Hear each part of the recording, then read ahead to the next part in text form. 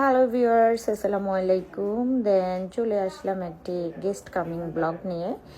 আজকে আমার বাসায় গেস্ট আসবে, তাই সকাল সকাল চলে আসলাম একটু টাচ আপ দেওয়ার জন্য। যদিও আমার বাসায় সবসময় একই রকমের থাকে, গোছানো অর্গানাইজ করা।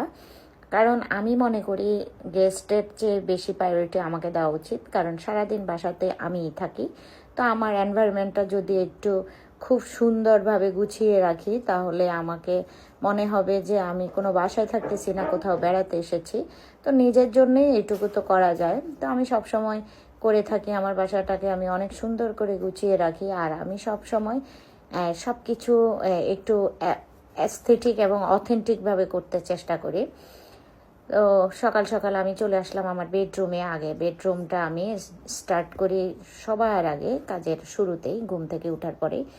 আর আমার বাসায় যারা এসেছেন এবং আমার সাথে যারা রিলেটেড, তারা অবশ্যই জেনে থাকবেন আমার বাসায় সব সময় গোছানো থাকে। আমি চেষ্টা করি, আসলে সব সময় আর ভিডিও বানানো হয় না, মাঝে মধ্যে একটু গেস্ট আসলে একটু এক্সট্রা করে যদি কিছু করে থাকি তখন একটু করি।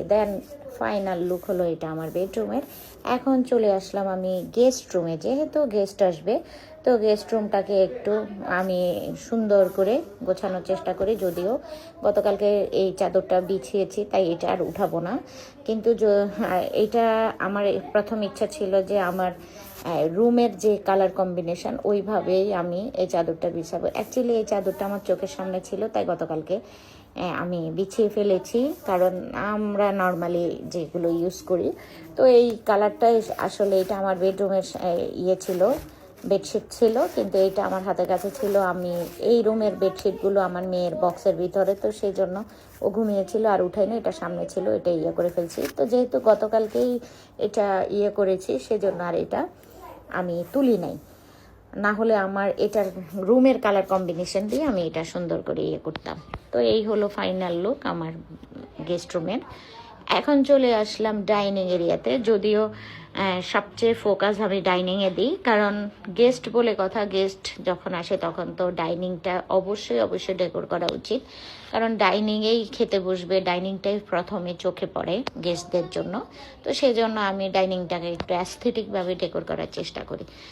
আমি বরাবরের মতো ম্যাটগুলো বিছিয়ে নিলাম। এখন আমি ডিনার ডিশগুলো এখন বের করব একে একে। সব ডিশগুলো নিয়ে এখন আমি সোজা ডাইনিং টেবিলে আমি অর্গানাইজ করে নেব।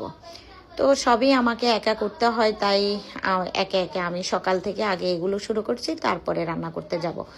একে একে আমি ডিশগুলোকে সুন্দর করে অ্যাস্থেটিকভাবে ডেকোর করে নিচ্ছি, যেটা আমি সবসময় করি। আর আমি সবসময় আমার ডাইনিংটাকে একটু অন্যরকম লুক দেওয়ার চেষ্টা করি যতটুকু পারি। কারণ গেস্ট যখন আসবে তখন প্রথমেই তাদের চোখে পড়বে আমার লিভিং রুম এবং ডাইনিং, বেডরুম আসবে পরে। তো সেই জন্য আমি ডাইনিংটাকে সবসময় ফোকাস করি, কারণ ডেকোরেশনের সবচেয়ে মূল হলো ডাইনিং টেবিল। একে একে আমি গ্লাস ডিশগুলো দিয়ে, স্পুনগুলো দিয়ে আমি সাজিয়ে নিচ্ছি যতটুকু পারি, চেষ্টা করি। আর আজকে আমি দিতে চাইছিলাম ব্লু কালার, বাট আমার ম্যাটগুলো ছিল ব্ল্যাক। তো ব্ল্যাক কম্বিনেশনের সাথে হোয়াইটটা খুব ভালো যাচ্ছে, এই জন্য আমি হোয়াইটটাই করলাম। এখন চলে আসলাম আমি কিচেনে। ফাইনালি আমার সব কিছু গোছানো শেষ। আমি এখন চলে আসছি কিচেনে অলরেডি আমার অনেকগুলো রান্না হয়ে গিয়েছে। এখন আমি রোস্টটা একটু নেড়ে ছেড়ে দিচ্ছি। এক পাশে দিলাম আমি কালো ভুনার জন্য আলাদা মাংস, এক পাশে দিলাম গরু মাংস আলু দিয়ে প্রেশার কুকারে। এটাও আমার ছোট একটা প্রেশার কুকার। এটাতে আমি ছোট যেই অল্প একটু ডাল অথবা অল্প কোনো কিছু, এইটুকু আমি এটাতে করি। এইটা আমি ফার্স্ট আমার সংসার জীবনে আমি ইন্ডিয়া থেকে তখন নিয়ে এসেছিলাম। এটাও ইন্ডিয়া থেকে এনেছি। এইটা প্রেস্টিজের, এটাও প্রেস্টিজের, দুই ডিজাইনের। এখানে বেগুন চিংড়ি করেছি, আরও অনেকগুলো করেছি, আসলে সব কিছু দেখানো যাচ্ছে না, সময় পাই না ভিডিও বানানো। ফাইনাল লুক, ওখানে আমি নাস্তা দিয়েছি কিছু অল্প, কারণ যেহেতু ডিনার করবে তো হালকা পাতলা নাস্তা করেছি। নাস্তার আইটেম আমি আজকে খুব কম রেখেছি। তো এই হলো আমার টেবিলের ফাইনাল লুক, গরু মাংস আলু দিয়ে। আর এখানে কালা ঝুরা বোনা, যেটা আমরা কালো মানে মাংস যখন আমরা আগে ঝুরা বোনা খেতাম, ফ্রিজ ছিল না, এখানে ফিশ করলাম, আস্ত ফিশ, এখানে রোস্ট, এখানে শুটকি, রসুন শুটকি, যেটা ছোটো শুটকি দিয়ে পোলাও। আর এই লইট্টা মাছটা ছিল অথেন্টিক, এটা একদম ফ্রেশ একটা লইট্টা মাছ ছিল, কাঁচা।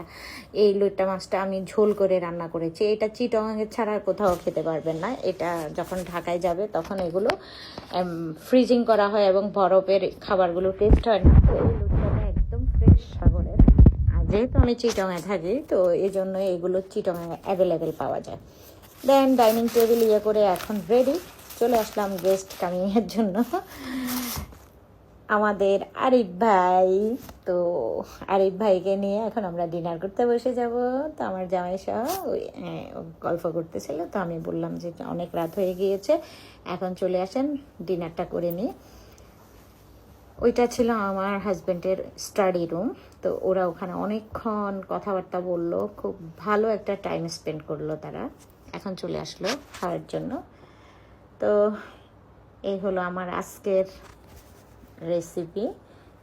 তাড়াহুড়া করে যতটুকু পেরেছি, যদিও আমার শরীরটা একদমই ভালো নেই, তারপরও চেষ্টা করেছি।